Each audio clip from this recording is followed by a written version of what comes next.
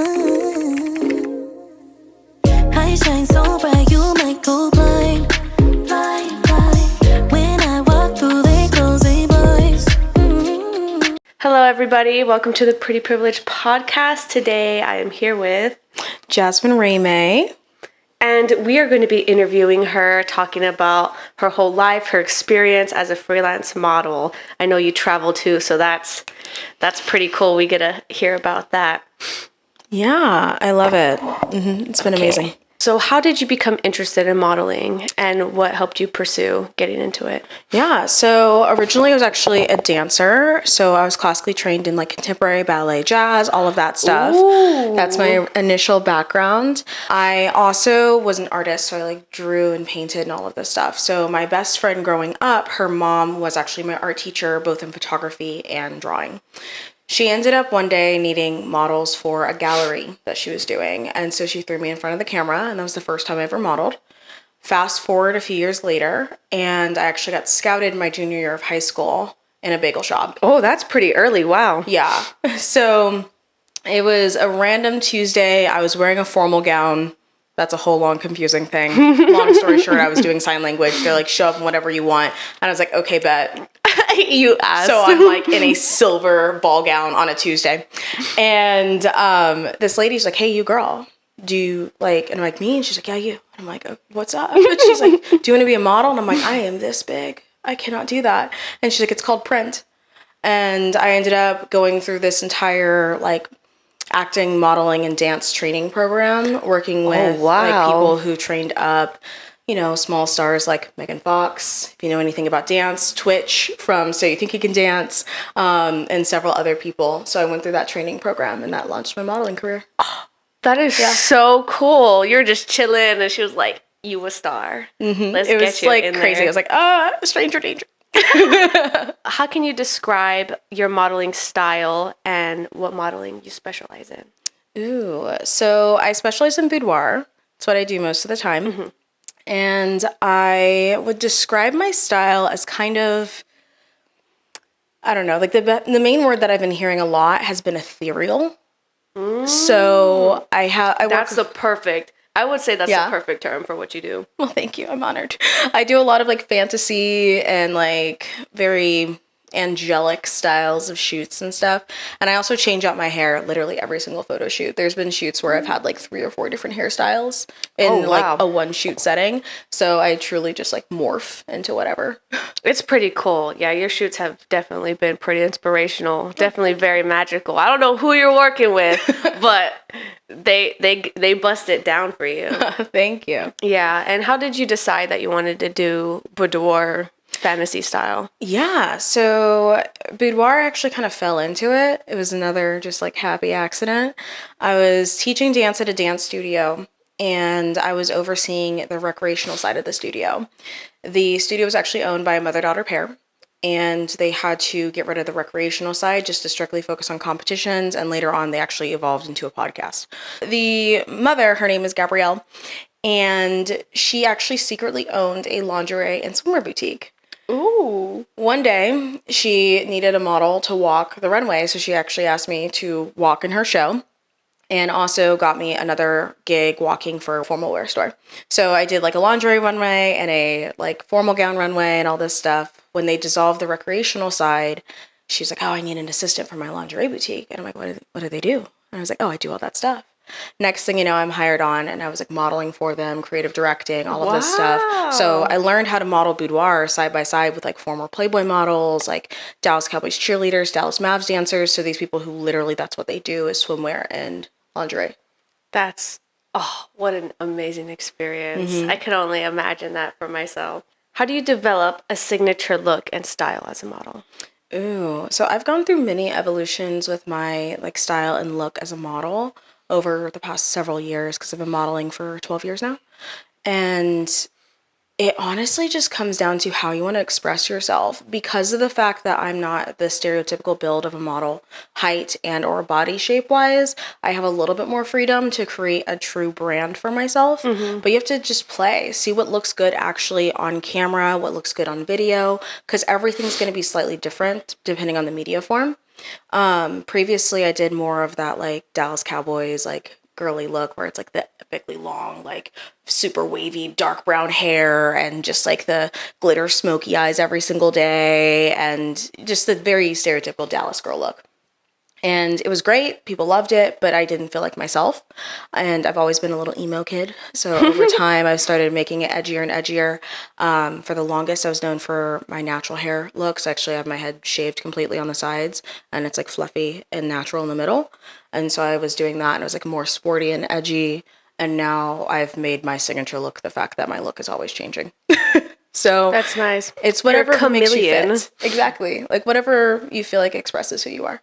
So That's pretty neat. Yeah, I've definitely seen your progress and your on your social media because I only know you from Instagram. Yeah. Like as soon as I saw your photo pop up, I think Whitley shared one of your photos, and I was like, oh my god, I didn't know they were doing all that. Yeah, you look so magical, absolutely you. stunning. How important is body positivity and self confidence in modeling industry, and how do you maintain yourself?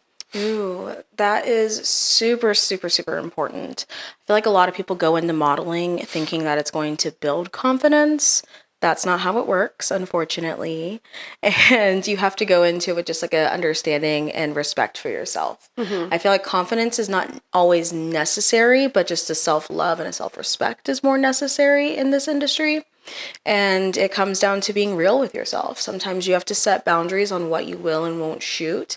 And sometimes you can find a new boundary and accidentally cross one, but then you just course correct. And I feel like that's one of the biggest things about finding confidence while you're shooting. As far as body positivity, your body is beautiful no matter what. I actually, over the last couple of years, I've intentionally gone through a weight gain. So I previously, when I was dancing and everything, I battled with a lot of eating disorders and severe body dysmorphia. So back in 2022, I turned to myself and I was like, you know what? I'm going to challenge it. So I'm going to face my worst fear, which was letting go and just letting weight come and gain the weight and whatever. So I did that, and it wasn't crazy. And it was shocking to see that people still found beauty in my body as it evolved and changed and was no longer like super lean and tiny with abs. I feel like body positivity is something that is necessary. You have to love yourself where you're at as you create art every single day. And we can also represent so many other people when we don't have that ideal form, quote unquote. If you are blessed with this opportunity to help with setting the standard of beauty in the world as models, that's part of our job, then you showing something that's a little bit different from what everybody else sees can really impact somebody's life.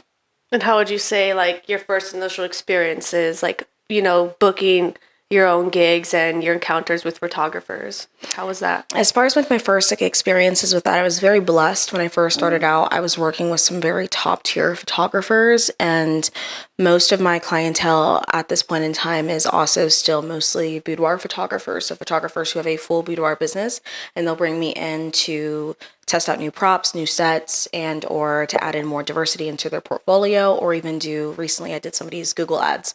So we did Google safe images that were still boudoir. With that, I have not really run into many issues with my physique. Of course, there are situations where there's photographers that'll hire everybody else who is of more of that stereotypical build, which is generally a lot more lean, petite, and just less curvaceous. And those photographers don't hire me. They just don't. And that's okay, because I work with photographers who work with all different body types. Yeah. And occasionally I do get the opportunity to work with them, and it's funny because they get shocked because they're like, wait, you can still model? And I'm like, yes. Just because I have hips does not mean I can't. like, why is this? I'm still a woman. I'm still a woman. Exactly. That's so funny. Yeah, I don't think I've had any issues. Like, since I do have children, like I did have my stretch marks, but they weren't too bad or anything like that. And then my breasts were always changing. They would be triple D or they'd be super small like they are now. So they were always like, one would be bigger, one would be smaller. And it was just so complicated because I did start off doing boudoir. It was the easiest way. People just wanted to see a sexy woman. That's the fastest way I could have gotten publicity. But yeah, it was always definitely hard. They would be like, one's a little huge. I'm like, oh, I just gotta go feed my baby real quick. I'll be back and they'll be even. So definitely that was a pretty big struggle for me when I was getting into modeling was just changing so much my breast size, and I was super self-conscious of it at the time. Yeah. But, it's okay. So have you ever experienced discrimination or bias in the modeling world? How do you handle it? Absolutely. Absolutely. Actually, the other day I was posting because I'm about to leave for LA on Monday. And I posted in one of the Facebook groups. I was like, hey, I'm coming to LA, I'm an alternative model. And I actually had this random person comment, and they're just like, yeah, no, not alternative, because your photos aren't focusing on your tattoos. So I wouldn't really consider you alternative. Tattoo and model? then they're like, you're more of a like plus size lingerie model. That's what you are. And I'm like, the thing is, I'm not even actually plus size. Not them categorizing you. Literally. And I'm like, okay. And they're just like, yeah, like you need to stick to your lane. And I'm like, okay. And so I just like deleted the comment.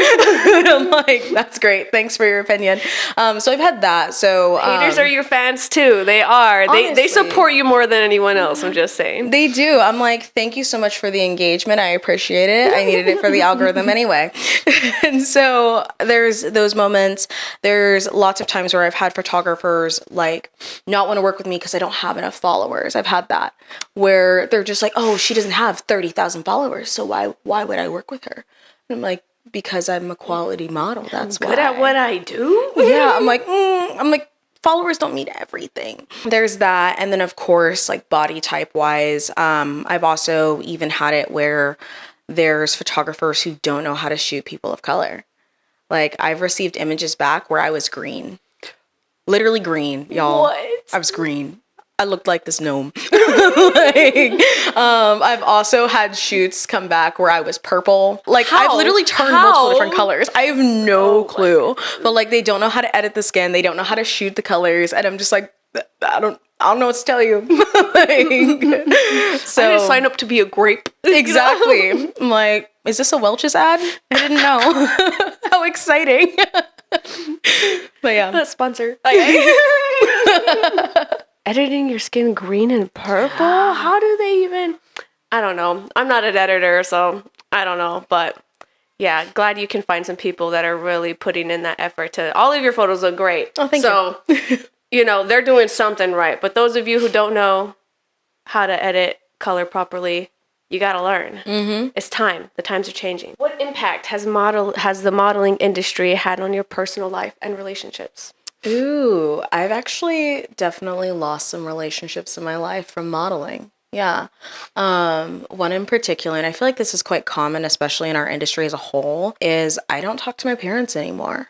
My dad, back when I was 20-ish, he turned to me and I had a photo. This is like, I was still easing into boudoir at this point. I started doing boudoir when I was 18, but I literally started wearing basically like a one-piece swimsuit, and then just slowly over time things got slightly more sheer and like accessorizing, evolved. Exactly. I'm like, I was never really doing anything like remotely like sexual, but it was just sensual stuff. So I had this photo of me. I'm sitting on a bed. I'm on my knees. Literally, I'm diagonal to the camera. So like you can't see like anything in my lap at all. And I'm wearing a completely like solid lace bodysuit, and I have like my hands on my knees and I'm smiling to the camera.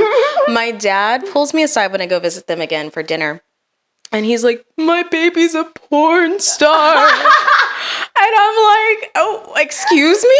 And he's just like, I just don't know what you're doing with your life. Like, and he, at the time, my husband and I weren't married, but we were still dating. And he's just like, is your husband okay with that? Like, is Ben okay with you doing this? And I'm like, yes, he's okay with me doing this. Pornography, Riley Reid. Literally. And I'm like, if I was doing porn, I'd be making a lot more money. I'm like, but that's okay. Like, I'm not doing that. I'd show up in a Lambo to family dinner, and I'm not. Exactly.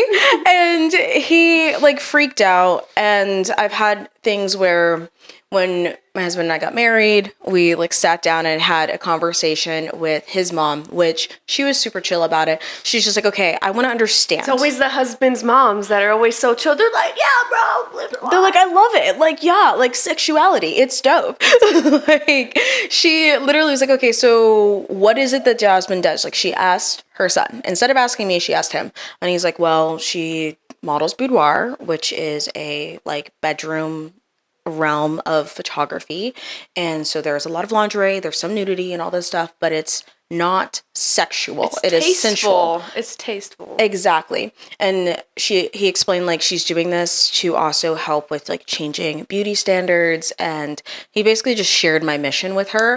And she was like, "Oh, okay." She's like, "Would I personally do it? No. But do I respect her intentions behind it? Yes." And that completely changed our relationship, and now like we can talk about it. She's like excited when I get big jobs, and that's great.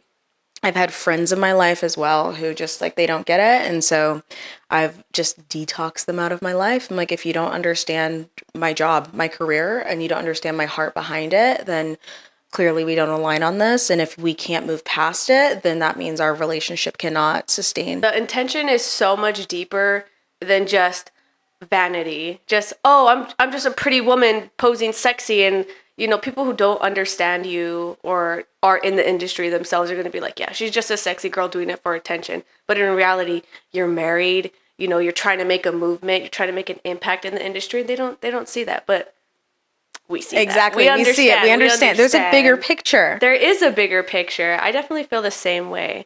Like I got into this with the intention of making an impact. I'm new to Dallas. I don't know anybody here. Mm-hmm. You know, this is normally how I first meet anybody. Yeah. You know, just messaging. I'm like, hey, you know, you want to come on? You want to talk to me? And like my first experiences were not the best, not the most comfortable or safe feeling. Like I didn't understand I should be charging for my nudity work. Yeah. You know, not every photographer is a professional photographer in front of you. You know, I had an experience with one photographer that came to shoot me, and he was just like, oh, well, you comfortable with nudity? I was like, well, I'm totally fine being naked, you know? It was just how he was presenting himself behind the camera made it really uncomfortable. You know, it was a doing more with your eyes than actually taking quality photos.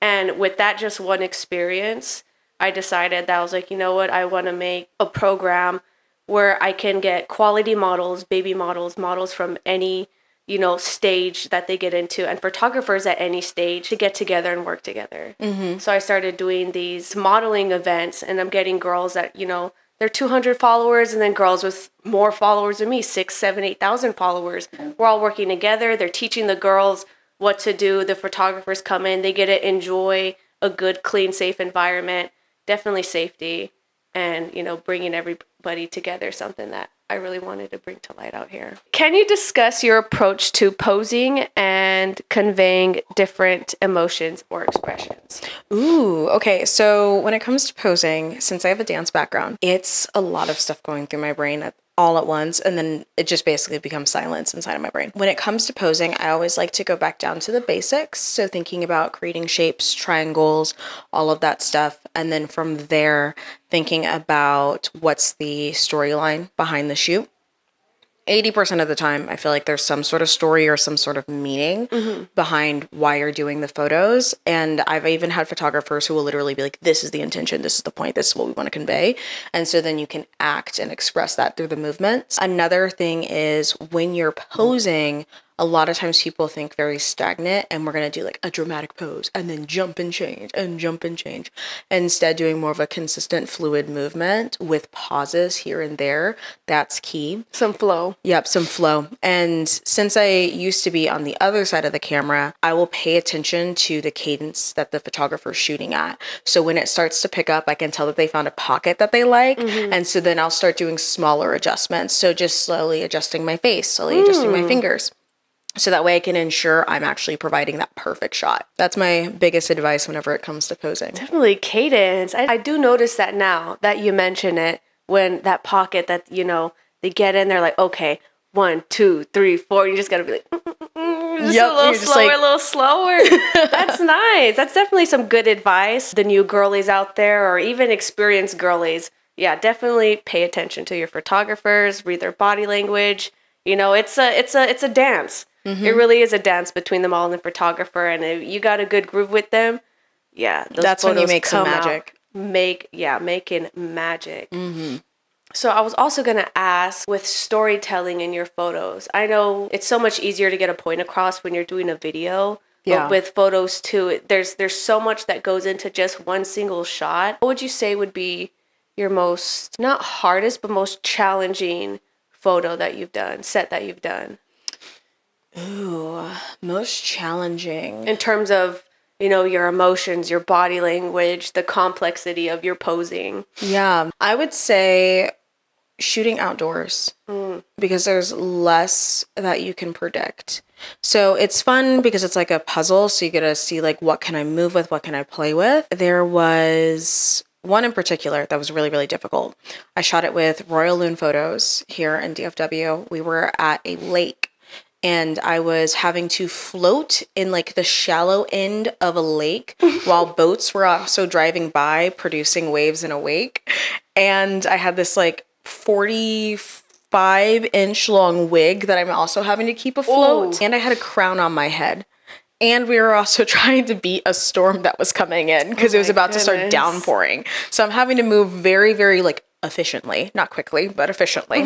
And that was tricky. So trying to keep afloat while not getting your entire face submerged by the water. So you can also then stay relaxed while meanwhile I'm like bouncing my butt against the mud, just keep myself elevated.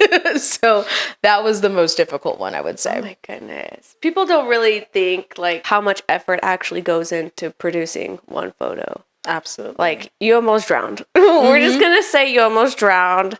And it was all for the photo. So you guys are welcome. You guys are welcome. She's putting her life at risk so you can have visual pleasures. Absolutely. From that to like modeling on top of rooftops in the wind, like to balancing on tree trunks.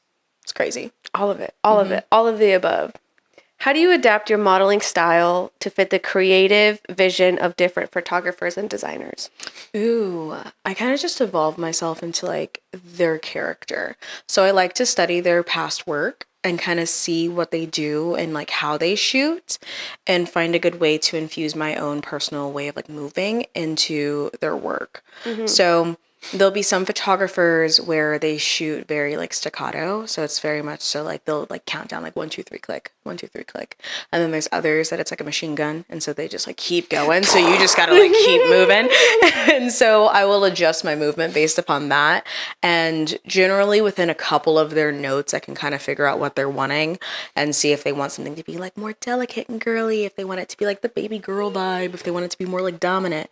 And I'll like adjust to one of those different styles and kind of give a different energy for them. Would you say you have an alter ego separate from your everyday life, or you feel like they're kind of basically the same? Like who you are in real life is who you are in your modeling for? Ooh, okay. So I do feel like in the past, it was like I was two separate individuals. There was Jazmyn and then there's Jazmyn. But now more so, I feel like I'm just the same person, you know? Previously, I felt like I had to really just like force like being super comfortable and like confident in things, but like over time I'm actually become more assured of my work myself, so I don't have to worry about that. So that's nice. Can you share any life lessons or personal growth experiences you've had during your modeling career? Ooh, yes. So boundaries. Boundaries are a very difficult thing. I always struggled with like finding boundaries and like setting them and like maintaining them. But with modeling and having a business, like you have to. So one of the ways that I have kind of tricked myself into maintaining boundaries is separating myself from my business. Although like my physique and my body itself is part of the business, I separate the two. So if I have a certain boundary or a certain image that I'm maintaining and somebody is going to challenge that, they want me to step outside of what I'm comfortable with, I will immediately put my foot down because nobody's going to challenge or harm my business because my business is my baby. But when it comes to myself, it's not necessarily that I would think that way. So that is one of the biggest things. I actually had a guy reach out to me via email like back in December. And he was like, oh, I want to work with you. Like, I have a new photography team together. We're like new to Dallas, found you on Model Mayhem. And I'm like, oh, okay, cool. Yeah, absolutely. I'm like, what are you interested in shooting? Like, can you send me a link to your portfolio? Just so I can see, proof that they're actually a photographer and what their work actually looks like. Cause I don't know what I'm getting myself into. So many scammers out there too. Definitely. Creeps with cameras. Creeps with cameras, guys with the camera. Like, I can't deal with it. So I'm like, can I see your work? He like continues on with the conversation. I'm like, okay, sure. I'm like, here are my rates. I'm like, and again, where's your portfolio? He ends up sending me, he's like, oh, I want you to wear like this outfit, and sends me like a screenshot of one of the outfits that's on my Model Mayhem. Avoids the important questions. Exactly. And then it continues, and he's just like, oh, my lighting guy is asking if he can put on some like baby oil so that way you like shine under lights. And I'm like, yeah, I can apply some baby oil and or sunscreen to make myself shine. I can do that. And he's like, well, he wants to do it. Can he put it on you? And I'm like, no, absolutely not. And he's like, he'll pay you $100 if you let him put it on. Oh, wow. And okay. I'm like, yeah, fuck no.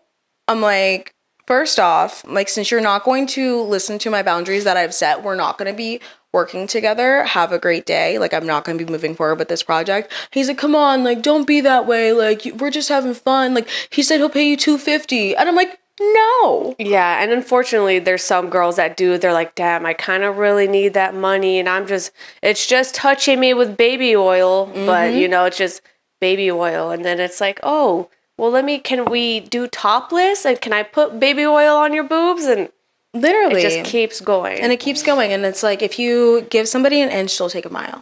And that phrase, like, a lot of times people are like, oh, you're exaggerating. I'm like, no, but it's true. Like, people will test the waters. And the people who like to test the waters, they will keep going unless you put your foot down. And yeah, sure. Like, that's a gig that I could have gotten paid for. But am I going to compromise myself and my morals in order to get money? No. Yeah, it's $250 having some strange guy rub oil on me with the intentions not being to make the picture better, but to get a cheap fill.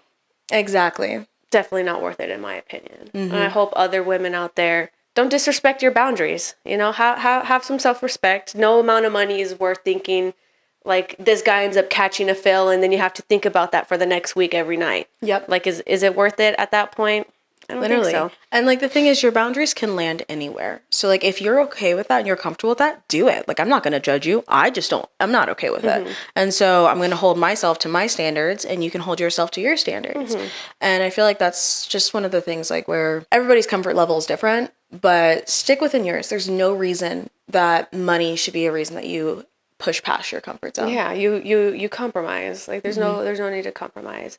I think definitely with being a boudoir model and everything, that there are photographers that work with OnlyFans models, you know, they're basically porn stars, you know, and those girls, you know, they offer sex in exchange for work. And I think Whitley said she had an experience where a photographer mostly shot open leg nude photo shoots and everything like that. She said that was one of her boundaries. She doesn't shoot anything like that. And I as well, because there's no point. If it's for art, there's no need for you to look in those areas. With some photographers that mainly shoot that and are trying to get into boudoir, they do have a little bit more of a push, you know, like, it's just a body part. Just show it. It's okay. But how is that pose, those photos benefiting your media? It's not. It's not. And at the same time, we don't know if those photographers are going to be respectful of our bodies and not, you know, sell our images on a private patron or other things like that. I know that's definitely something that has been going around a lot in Dallas. Absolutely. And like, it's unfortunate because, like, even like on the topic of that, there's the Dallas blacklist of photographers, right? And unfortunately, that can't even necessarily be trusted anymore, because there's a combination of two things. There's people who will take them not asking and adjusting a bra strap and put them on there. And then there's other times where people will be pressured into doing things that are not right, like photographers who refuse to give you their images unless you have sex with them.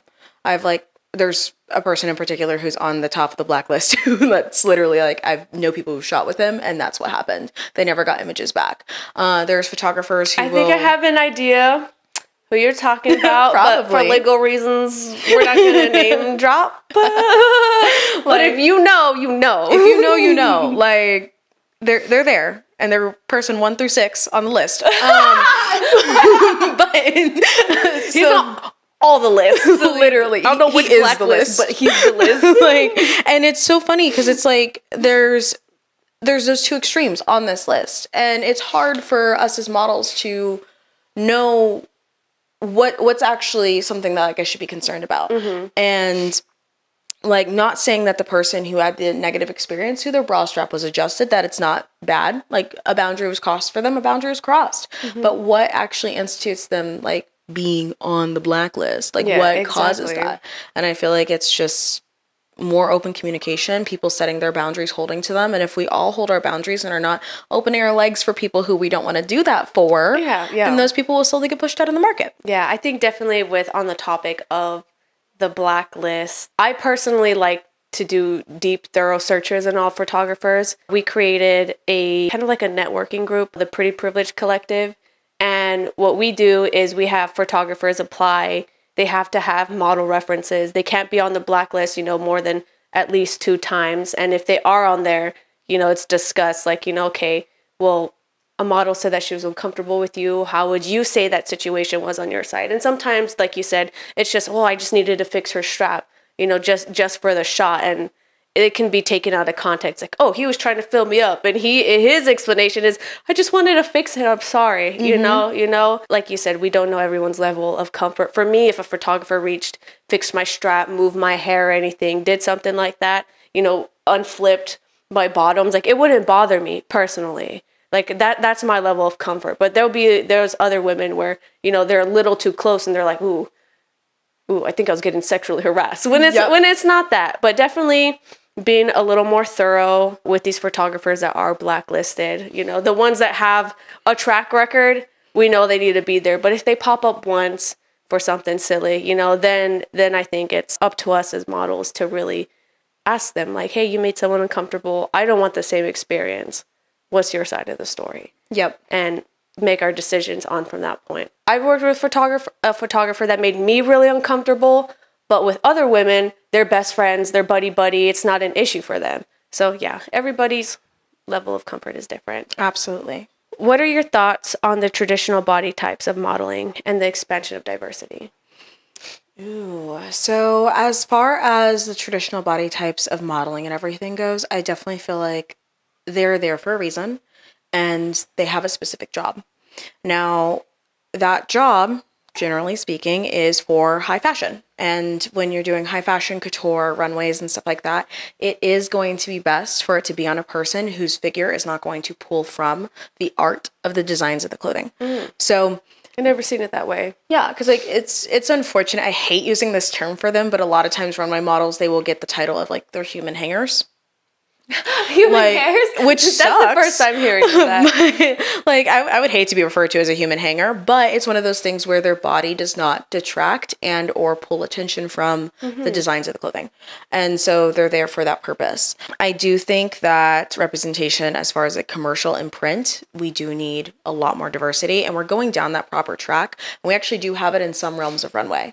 So in Miami and LA, both of their fashion weeks, Miami Swim Week technically, they actually include all body types. In Miami Swim Week, they've actually had people who are in wheelchairs and or amputees. Walk runways. Wow. Walk and or roll runways. So there's so many different options now, and it's really nice for people to be able to see that their body's beautiful. And I feel like it's so important for us as an industry to include different body types, because every body, every physical human is beautiful, and every physical body shape can be a model, but not every person can handle being a model, because the stress load, the work, the ethic, and like everything and the skill set that it requires to be a model, not everybody's capable of doing those things. But no matter what your physique is, you should be able to be a model. Yeah, there's definitely a level of intensity. Like the Ratatouille quote, anyone can cook, but not everyone can be a cook, if that makes sense. So yeah, modeling, we should all be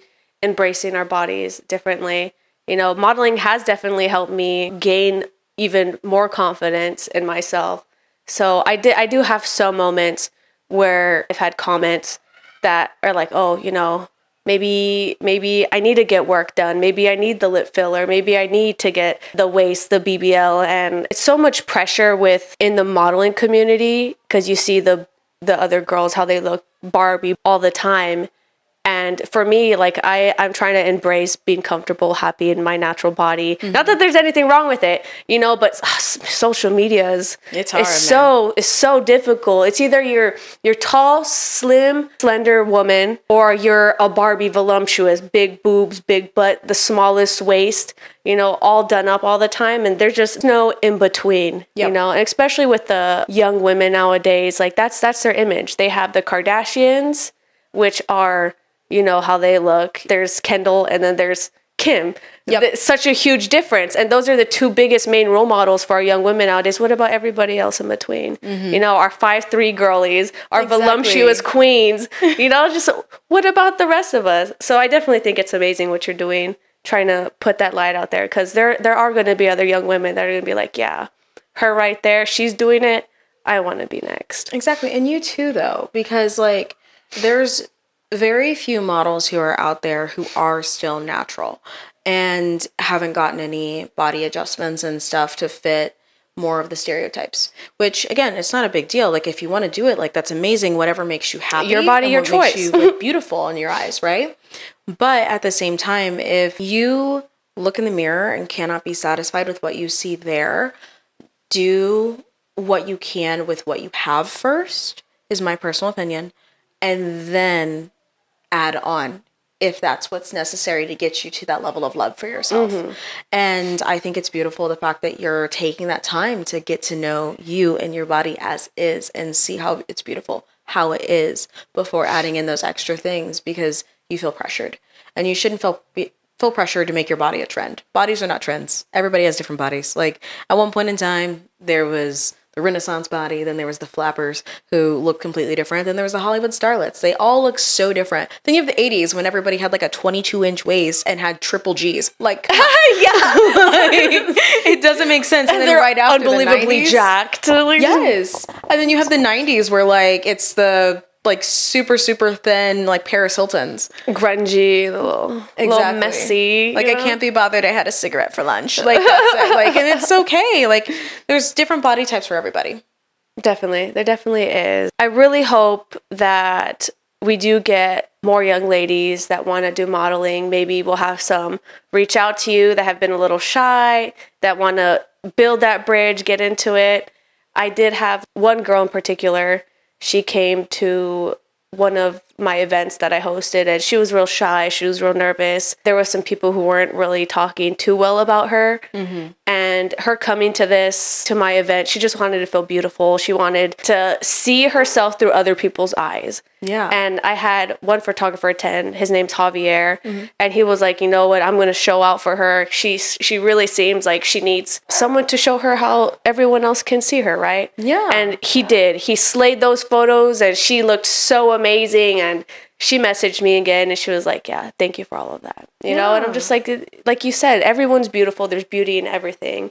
And I think pairing women with the proper photographer who are doing it for the sake of confidence helps a lot. Because everyone's vision of beauty is different. I think that's also what's real fun about modeling, is that you can be with 4 photographers at the same time, and each of them have a different vision of you. Oh, absolutely. And you're just like, wow, I didn't even know I looked good from there. Like, oh, thank you so much. That's definitely fun. And I love what you're doing as well in the community and creating those safe spaces for both photographers and models to explore and create and try new things, and finding photographers like Javier who are willing to literally be like, I want her to feel beautiful before she walks out of here. Like, she's going to feel amazing. Definitely. And I think that that's so great that you like create that environment for people. Like, isn't that a great position as a photographer to know that in the masses, people will find this specific aesthetic displeasing, but he could turn around and be like, yeah, you're beautiful. So don't forget that. Yeah. Don't forget that, because look at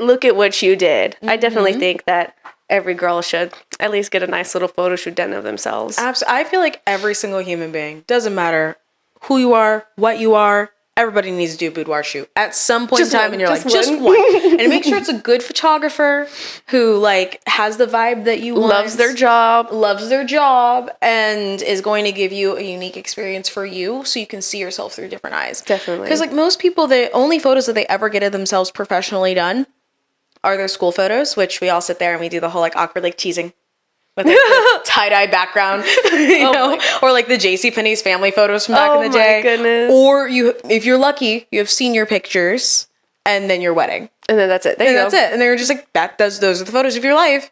No, like have a moment where, you know, you appreciate yourself. Have you ever seen Schitt's Creek? I have not. You need to watch the show. It's amazing. But there's a character in it named Myra, and she's like a former like retired soap opera star. And she's like 50, 60 something years old. And she's like, take 1,000,000 pictures while you're young and naked. So that way you can look back and be like, I look like that. And it's so true. Like you should take 1,000,000 photos. Everybody looks good. You want to see grandma? Exactly. Yeah. Grandma was a looker back in the day. You're welcome. That's why your grandpa's still here. Exactly. That's pretty funny. Let's see. Favorite is fantasy. So I got into doing cosplay back in 2021, and I was doing a OC, so an original character named Neri, and I did a lot of like elven fantasy-esque concepts, and I just love that so much. They're so cute. The surrealism is just like, it's amazing. Why can't we have the ears? Like, why can't we just... I just want to run around in ears with a sword all day. Why can't I? In Walmart? Slay. Exactly. Let's see. For me, the things I definitely want to do, I do want to get more into storytelling, artistic style. What you guys do, so amazing. What Whitley does, right? Whitley's so amazing. magical. She'd be out there. She was my inspiration for wanting to do modeling, actually. Yes. You'll see it when her episode comes out, me fangirling a little too hard. But yeah, definitely more artistic, like pushing my boundaries in a healthy way. You know, what kind of art can I make with my body? Yeah. And it doesn't necessarily have to be naked or anything, but just in the whole of itself. I know she's done one where she's like in like a little egg and it looks like she's floating. That one was really cute. Her Crumpus shoot was super cute. Yes. Just being able to embody a character as a model is so amazing. Like, okay, yes, I'm cute, but what else can you do for me? Exactly. You know, your elven shoots, delicious. Thank you. So magical. You should definitely look into doing like a ball theme, like a ballroom. Oh, yes. With the little ears and everything, like That's a definitely on fairy my tale list. gala. Yes. So cute. You would slay it. I would love that. Yeah. But my paid gigs, I've actually really enjoyed all of my paid opportunities for the most part. I think the only thing that's not always as enjoyable is if a photographer's real shy, real quiet, and you have to be like, well, what do you want me to do? What is the purpose of this shoot? And you kind of just have to guess and gamble. I think that'll be my only complaint about my paid shoots is some of them are a little too shy to interact with their models. But I guess that's why it's beneficial to pay your models, because we can talk to you. We know what to do. You just got to give us a few words like hot, cute, movement, or just sit still. And okay, well then I'll figure it out all from there. So definitely pay your models. We know what we're doing. There's a reason why professional vision. models exist, is because if you just want to play around and shoot some images, it's always going to be easier to create with a professional model in front of the camera, because then you're not worried about what they're doing. And all you get to do is just perfect your art as an artist. And what artist doesn't want a perfect situation where you can just create? Yeah. And I know photographers, they need to make their money as well. But if you want to build your portfolio, you want quality content, you want the average everyday person to look at your work and be like, yeah, I want to book you for one of my photo shoots. Get with a model who loves doing this. It's her job. She wants to be here. She wants you to look good, to make her look good, and her look good herself, if that made sense. That was probably too much words. But yes, definitely. I know a lot of people, some photographers, they don't care to pay their models. They don't care to pay their models. And if you have a complaint, they don't want to give you the photos. They're just like, yeah, well, if I pay you, I'm not giving you any of the photos because I paid you. Or you're like, okay, well, cool. Can you at least tag me? I'm in the photo. Can you give me some credit? And they'll be, no, it's okay. See, and that right there, that's one of my biggest issues sometimes is the mentality of photographers towards models. And it goes both ways. Like a lot of times models do not understand what goes behind a photographer becoming a strong photographer, and vice versa. Photographers don't understand what goes into models being models. A lot of times, typically, it happens where you run across that instance where they're like, well, if I pay you, then I'm not going to give you the photos. If I pay you, I'm not going to tag you. That doesn't make any sense business-wise. Let's talk about it from the business point of view really fast. If you provide those images to the model most likely, because generally speaking, the photographers who have that mentality have a smaller audience pool. If you give those images to the model who has a larger audience pool than you, then now you can get yourself additional clients who will pay you, especially if they like the work. That's exposure. That's also marketing. So you're not just paying the model for the photos themselves. You're not just paying them for their time while they're present. You're paying them for their essence and their fandom and the marketing opportunities. You wanted them for your photos in the first place. Why not let her do her job? Exactly. And so it's also not guaranteed that the model's going to post your stuff because it's their portfolio. They have a final say on what actually goes on it publicly. But even still, you saying, hey, I worked with this model, people will be like, oh, okay. And they'll have a little bit more trust. Because there's plenty of times where like photographers, you'll go through their page and you'll recognize somebody you know. And you're like, oh yeah, I'll work with them because they shot with such and so. And a lot of times these photographers, they forget about that point of view. Now on the flip side, models who are constantly asking for free stuff. It's not cheap being a photographer. Like there's a lot of things involved. So Equipment, much. the skill set, the time, the hours.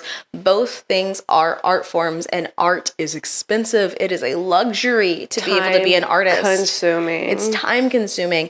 Years upon years, hours upon hours, sitting, editing, shooting, learning the techniques and all of this stuff. And a lot of times it's just both sides. We need to learn how to respect each other a lot better and understand when you actually do trade and when you pay.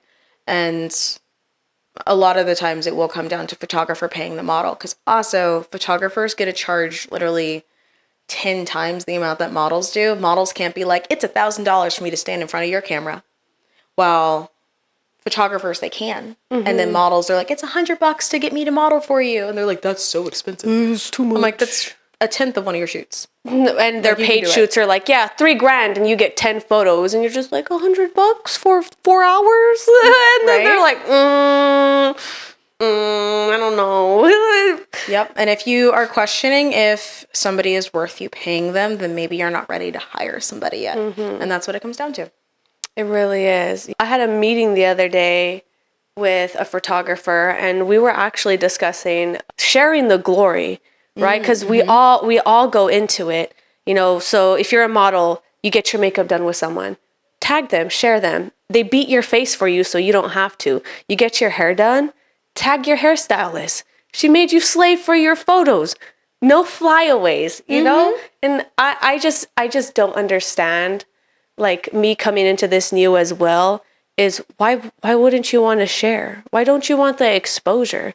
You know, tag your photographers, tag your models. If they don't want to be tagged, ask them prior, but at least that offer is there. Your hairstylist, tag them. Your makeup artist, tag them. It's their job too. Literally. You know, their job is making your face look pretty. They make you look good in your photos. Give them the credit and you'll have girls go see them too. You know, I just think with social media, a lot of people have gotten real selfish and only it's me. But in reality, there's 8 billion people in the world. Like you share with one person, maybe they know 1,000 other people, and that's 1,000 other people that could be looking at you too. It's a give and take. And I'm hoping that with what I'm trying to do, that everyone does get to share their glory. Everyone can get the exposure. Like I have for my events, models and photographers do a consent form contract. Like models, if you get a hairstylist or anyone done that I hire onto my events that beat your face and do your hair, like you're mandated to tag them because they're taking time out of their day to come get exposure for this event, you know? And I have it for the photographers as well. If you're going to post a model on your page, you want to share the images, ask the model in the photo, hey, do you care if I tag you or do you want a collaboration? So that's a requirement that I started putting into my events so everyone gets a piece of the cake. Absolutely. And I love that. I think that having a space where people actually share, it's necessary. Because like you said, there's so many people in the world and we can give the glory to everybody. Like it's all good. And I love the collaboration feature on Instagram. It's so honestly been such a game changer. Because there'll be times where like we both happen to love the same image or the same video clip. Let's both share it. Why not? More people get to see it. The algorithm's working against all of us, so let's work together. You know? Yeah, and your followers and their followers, you may not have the same people at the same time. They go through and they're like, oh, I'm not even following this model that he worked with. Boop. there you go. And you get your Exactly. comments, the algorithm is so hard. I'm still trying to learn it, but we're getting there. We're getting there. Instagram's always changing all their rules, and I'm like, Girl. 3 reels? Like, I don't even know what I'm doing yet. I just got comfortable posting photos, and you want reels? Like, Yep. Every single day I swear they're dropping a new feature, and I'm just like, I can like that now too. I have to add a status here too. Sweating. Okay. No more hashtags? Like, what does Right? this mean? A topic? Like, I know a lot of people, they're also kind of like back and forth on TikTok getting banned. I'm kind of okay with it because it's less that I have to keep up with. Like, that's the only reason. Like, I love the community that I built on my TikTok, but TikTok changed so much over the last couple of years that has. I'm okay with letting it go as long as I can get my community to find me on Instagram. I'm over here. I'm like, please follow me. But like, I can't even post and them see it. So I'm like, well, Sorry. I miss you guys. Yeah, I don't even touch TikTok. Like, I'm so not the best with technology, and I look at TikTok and I'm like, oh, sounds, hashtags, trends, what's appropriate. I could do a video with like a little butt cheek, and they're like, yeah, that's against guidelines. But a girl could have her whole boobies out, and they're like, that's good for you. And I'm like, what? Literally. My hip was a no. My bad. Yeah, I don't touch TikTok because it's too scary. It's scary. It's stressful. It's a wild beast, and I'm not that cool yet. So, would you say that Instagram is your favorite platform to use? Or do you think there could be something better out there? I miss Instagram back in like 2018. I feel like Instagram back in like 2017, 2018 was at its peak. And it was before, unfortunately, Meta bought it. But prior to that, it was such a great platform for artists and creatives to connect and network. Now I feel like it's doing too much. Like, it and Facebook, they're just doing too much. It's a game now. It's a game. It went from, yeah, look at my beautiful artwork to like, well, no one's gonna see it if you're not doing what we like. Exactly. So hard for us. It's so stressful. But like, I still will, I prefer to Instagram still because of the fact that it is a platform for images. I wish Pinterest worked kind of more like a social media platform, but it's more like a fancy search engine. So if it weren't, I would say Pinterest would be my number one. But Instagram sits at number one just by default. Were you ever into the Tumblr era? So no, I wasn't allowed to have a Tumblr when Tumblr was in its Neither like, was peak I, moment. so it's okay. It's so sad. I went back and I made one. I have one now. Do I post on it? No, because I don't know what I'm doing. I was like, oh, reblog. What's that mean? So, and then I tried Twitter. Twitter's confusing. I can't. I just don't even. I don't even know. It's called X What's now. I don't Twitter? know why. XYZ Twitter. What does it mean? Is it a bird? Don't know. Like, Is it a letter? Is it a number now? right? What about you? What's your favorite? I would say Instagram has definitely been my favorite. Now that I'm learning it, I wasn't allowed to have social media at all growing up. Like, I didn't get on any technology till I was around like 19. Oh, wow. Okay. And I'm 23 now. So that was like yesterday. Yeah. But, oh man, it was just so crazy getting on. Like, I didn't know what OnlyFans was. I didn't know what anything was at all. Like, I didn't use Snapchat. I didn't use Twitter. Like, nothing at all. I was such a baby to the internet. So like, oh, I post a picture and tee-hee-hee. And I'm like, oh, no likes, no nothing. Like, I did everything right. I don't understand. But now learning it, having other people show me, like, you give some good tips. Everyone else gives some good tips. But yeah, I say Instagram has definitely been my favorite platform. I wonder if someone will end up coming out with a platform that's specifically for models only. Because I know Instagram you have your Instagram models that's just promoting their OnlyFans. And it's kind of hard getting like the reputation of it. Like, I have an OnlyFans, but I post all of my nude work on there from my photo shoots, because I do enjoy shooting nude as well. I like the way I look naked. So I was like, well, if other people want to see that, I have an OnlyFans, and then I end up getting messages on there, and they're like, yeah, what else do you do? And I'm like, what do you post? And I was like, it's just my nude photos from the shoots that I do. If you care to see that level of art, like, then go ahead, But it's just the side comments, or like they put you in a box. Yes. They're like, oh, you do OnlyFans, so you must you must like XYZ and you must be into that and into that. And I'm like, no, it's not like that. Sorry. It's just my nude work that I can't post on Instagram. But yeah, definitely getting that confusion. They're like, oh yeah, you're a porn star. I was like, no. It's just for my naked stuff. Like, relax. It's so true though, and it's unfortunate the fact that OnlyFans has built up that stigma. Because it's funny, when they actually launched the platform, it was for the intention of just being like a new Patreon, and Patreon didn't have that issue technically when they first were like in their peak and everything, because we're more so using it for like educational stuff. So people use it for like authors would be like, oh, you can see exclusive content of behind the scenes as I'm writing the book and like all this stuff. And like musicians would do that, and there'd be cooking stuff on there. And then slowly but surely the girls in bikinis started bouncing their way into Patreon, and then OnlyFans launched, and then that's where they lived. And now OnlyFans is known what it's known for. But I don't know. I feel like there should be a platform out there where models can post all forms of art. I know that there are some that are up and coming that are trying to come out.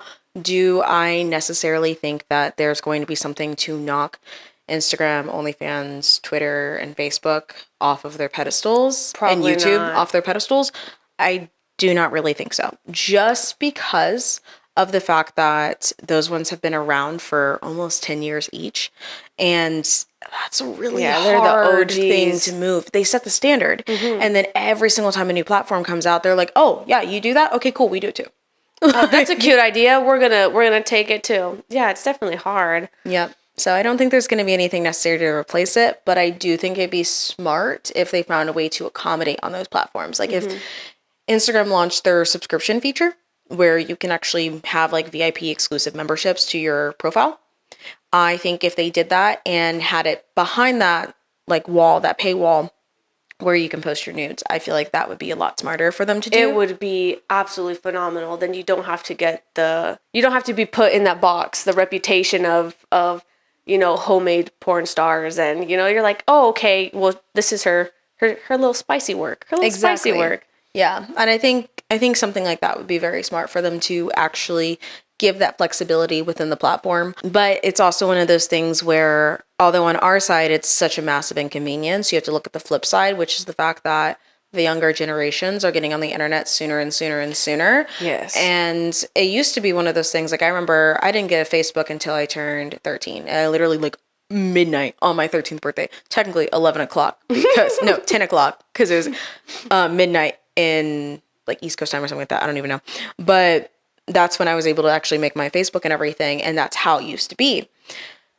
But now there's infants who are born and their parents are like, I'm going to claim their Instagram handle for them really fast. Yeah, it's so crazy. Why does your little baby need to be online when you know they have the potential of getting exposure to one of our accounts? Like, why?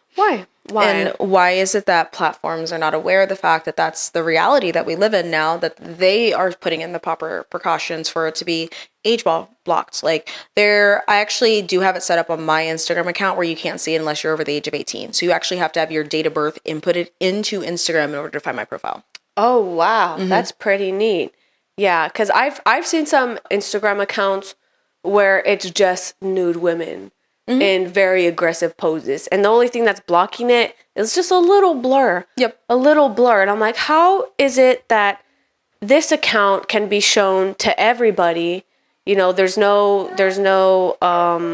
bans or blocks against it, but I can't show like my hip or my midriff section. And it's like, it's deemed inappropriate for children, but there's women with their legs spread with just little tiny blurs on it. And it's like, yeah, the whole world's allowed to see this image. Literally. Cause I